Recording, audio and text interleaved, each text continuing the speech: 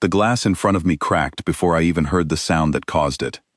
I was standing 3 steps behind Claire, the ruling heir of the Velen court, in a crowded transit hall on a station spinning slowly above a blue gas giant, and someone had just tried to end her life without a single warning. My name is Daniel.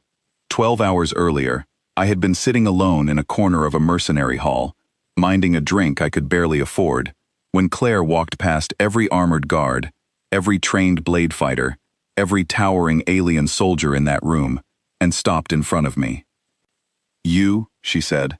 "I want you." I thought she had the wrong table. I told her so. "I don't," she said.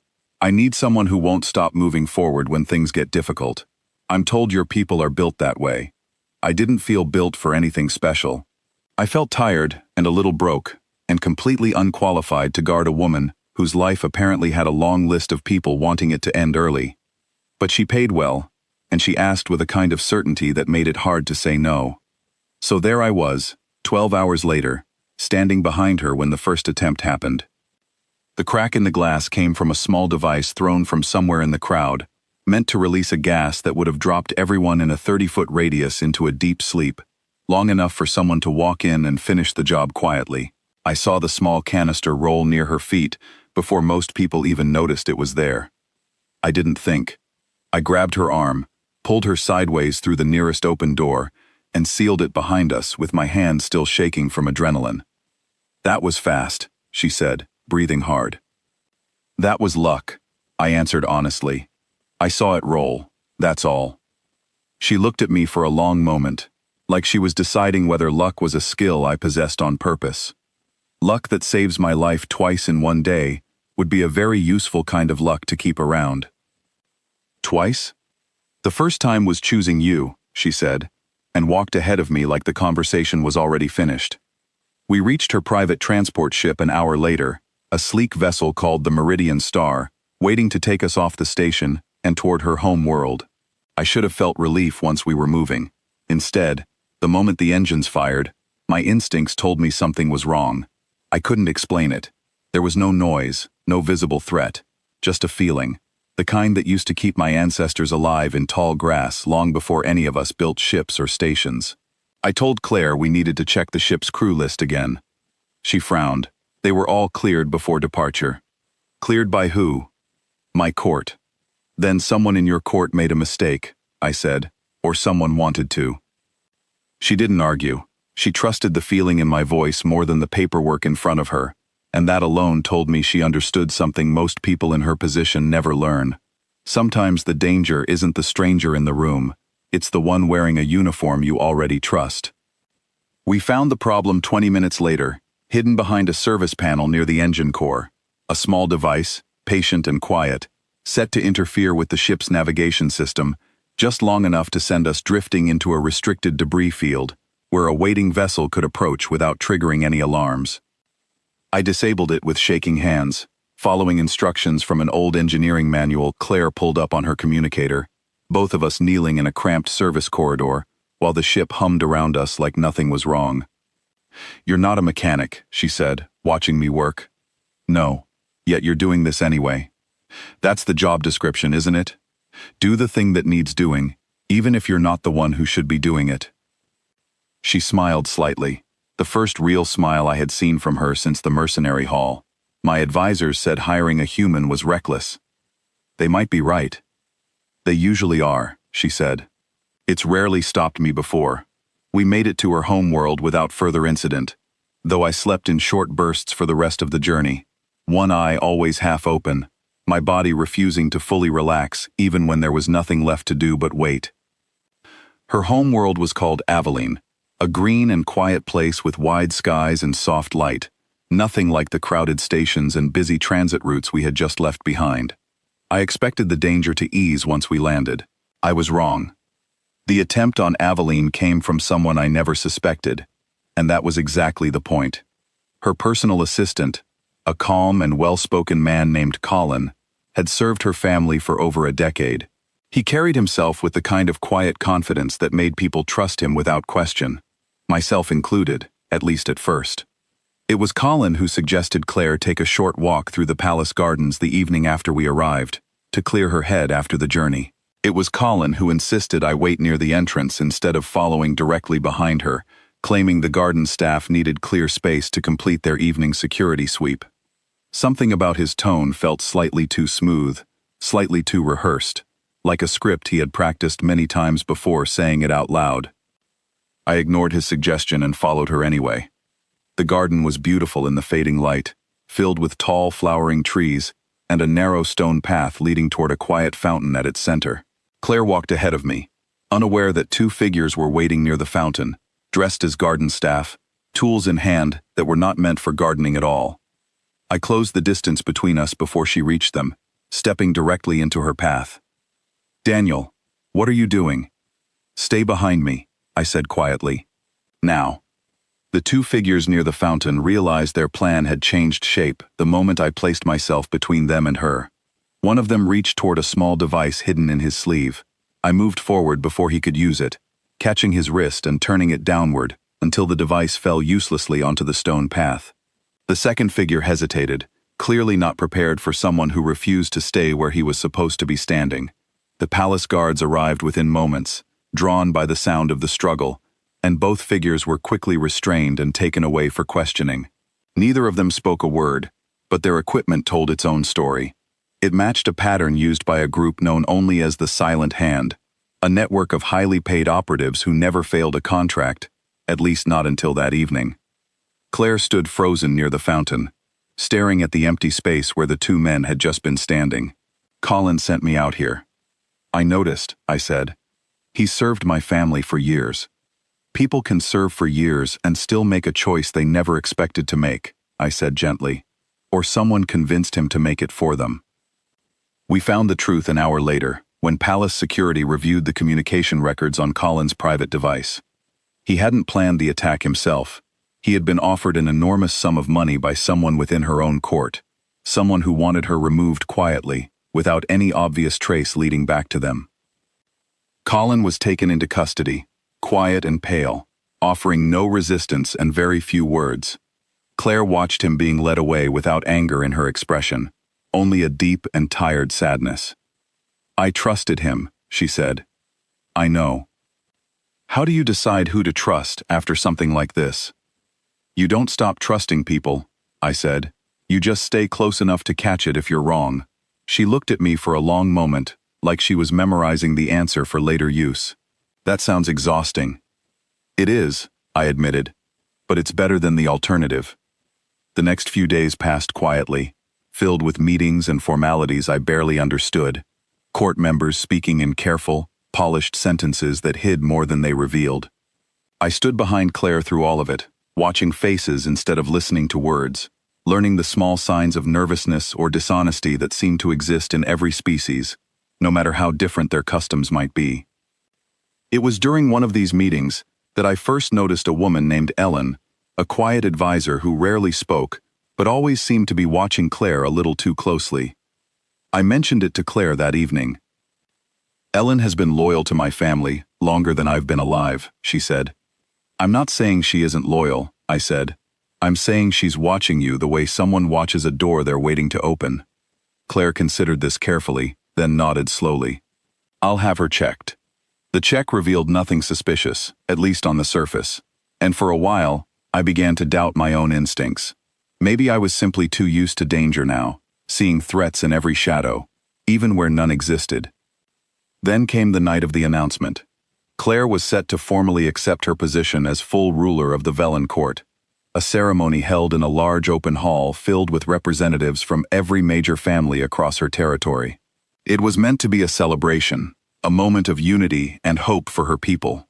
I stood near the edge of the stage, watching the crowd instead of the ceremony itself, and that was when I saw Ellen slip quietly toward a control panel near the back of the hall, a panel meant only for lighting and sound. I moved before I fully understood why, weaving through the crowd as quickly as I could without drawing attention, reaching the panel just as Ellen's hand touched a hidden switch beneath its surface. "Ellen," I said quietly, standing beside her. "What are you doing?" She froze, her hand still resting on the switch. "Adjusting the lighting for the ceremony." "There's no lighting control under that panel," I said. "I checked it this morning." Her expression shifted, just slightly, the calm mask slipping for a brief moment, before settling back into place. You checked it. I check everything, I said. It's the job. She didn't try to run. Instead, she simply looked at me with something close to disappointment, as though she had expected more time before being discovered. She would have ended the old ways, Ellen said quietly, glancing toward the stage where Claire stood, unaware of what was happening at the back of the hall. Her father understood tradition. She wants to change everything he built. That's not a reason to end someone's life, I said. That's a reason to have a conversation. Conversations don't change centuries of power, she said. Actions do. Security arrived quickly once I signaled them, and Ellen was led away without further incident, the hidden device beneath the panel removed and examined by palace engineers. It had been designed to release a small charge into the stage flooring at the exact moment Claire would be standing at its center, timed perfectly with the ceremony's most important moment. Claire learned what had happened only after the ceremony ended, standing quietly beside me in a private room away from the crowd, her formal robes still heavy on her shoulders. Ellen, she said softly, I never imagined it would be her. Neither did I, until tonight, I admitted. She hid it well. How many more people are hiding something like this? She asked, and for the first time since I had met her, I heard real fear in her voice. Not fear of a single attack, but fear of not knowing who around her could be trusted at all. I don't know, I said honestly, but you're still standing. That matters more than the number of people who wanted you not to be. She was quiet for a long moment, staring at the wall in front of her. Why do you keep finding these things before I do? Because I'm not from here, I said. I don't know the customs, the history, the old friendships. All I see is a person acting a little differently than they should, and that's usually enough. An outsider's advantage, she said. Something like that. In the days after Ellen was taken away, Here grew quieter than I had ever seen her. She still attended her meetings, still spoke with the same calm authority she always carried, but something behind her eyes had changed, a weight that hadn't been there before. I found her late one evening sitting alone in a small library near her private quarters, surrounded by old records belonging to her father's rule. She didn't look up when I entered. "You should be resting," I said. "I keep reading these," she said, gesturing toward the stacks of documents in front of her, "trying to understand what my father did differently, why no one ever tried this while he was alive." "Maybe they did," I said. "Maybe he simply had people around him who stopped it before it ever reached him." She looked up at that, considering the idea for the first time. "You think this has always been happening, just quietly?" "I think power invites this kind of danger, no matter who holds it," I said. "The difference is whether someone is standing close enough to notice. And if I stop being able to trust anyone at all, then you learn to trust carefully," I said, sitting down across from her. "Not blindly and not never, just carefully, one person at a time, watching how they act when it matters, not just what they say when it's easy." She was quiet for a while, turning an old page in front of her without really reading it. "You make it sound simple." "It isn't," I admitted, "but it's possible, and it's better than being alone." She smiled faintly at that, tired but genuine. "Is that an offer?" "It's a fact," I said. "I'm not going anywhere." For a moment, the weight in her eyes seemed to ease, just slightly, and we sat together in that quiet library, long after the rest of the palace had gone to sleep, saying very little, though somehow it felt like enough. The following weeks were calmer, though calm for Claire never seemed to last very long. Word had spread across neighboring territories that every attempt against her had failed. Each one stopped before it could reach its final stage, and slowly, the attempts began to slow as well, though they never fully stopped. The final attempt came almost a month later, and it was the most carefully planned of them all. It began with an invitation from a neighboring territory, a formal request for Claire to attend a diplomatic gathering meant to strengthen relations between her court and theirs. The invitation seemed genuine, supported by proper documentation and a history of peaceful relations between the two territories. I didn't trust it, not because of anything specific, but because it arrived exactly 1 month after Ellen's failed attempt, timed so precisely that it felt less like coincidence and more like patience. Claire disagreed with my concern. Refusing this invitation could damage relations we've spent years building. Accepting it could end your life, I said. You say that about most things.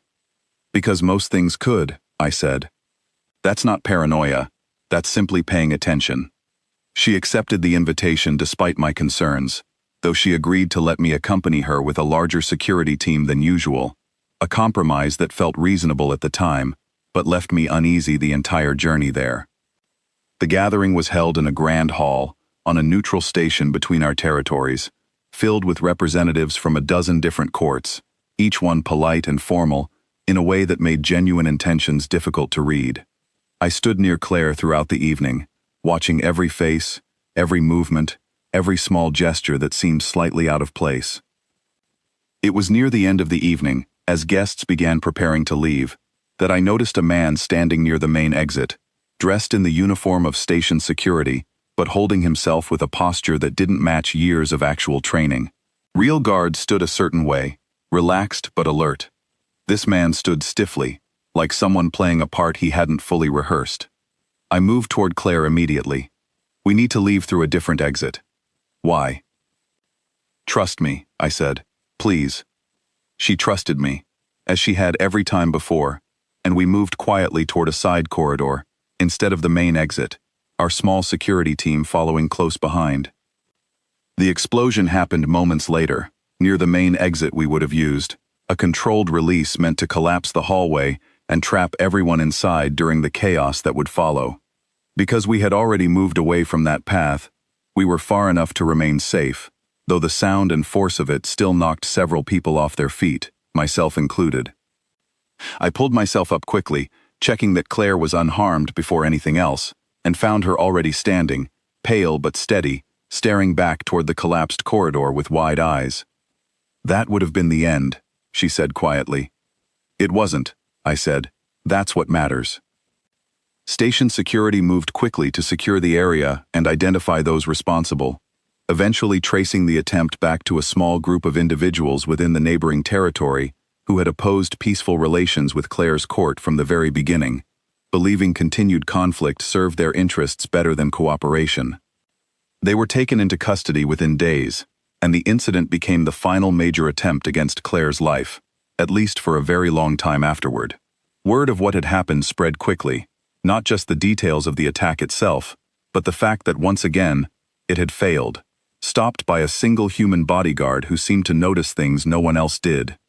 Months later, sitting quietly in a garden much like the one where the first attempt on Aveline had taken place, Claire asked me a question I hadn't expected. Do you ever wonder why I chose you, that first day? Often, I admitted. Everyone in that hall was stronger than you, faster than you, more experienced than you, she said. By every measure that should have mattered, you were the wrong choice. I've thought the same thing myself. I chose you because you were the only person in that room who looked at me like a person, not a title, she said. Everyone else saw a position to protect, or a prize to win. You just saw someone who needed help.